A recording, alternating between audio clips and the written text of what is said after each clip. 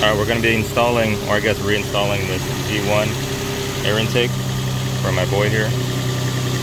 Dirty ass filter. It's okay. And alright. I want to hear what it sounds. Yeah, pretty much. This, I'm tired of and then once it's warmed up, it just dies. yeah, literally. Well, I think this is also a Z1 ear.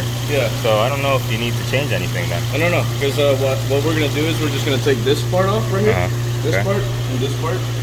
This is the pipe that's for here. We just reuse it because for some reason it was gone. Oh, to make it carb legal. Yeah. Okay. Carb compliant. Yeah. Are we good? Are we good to start a few revs, or what do you think? It's been a minute. That'll do. Yeah. Okay. One sec.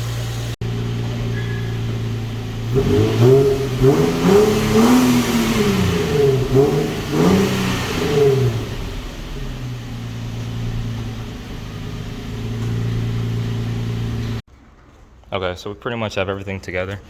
So there's 1, 2, 3, and then 4 right there on the bottom.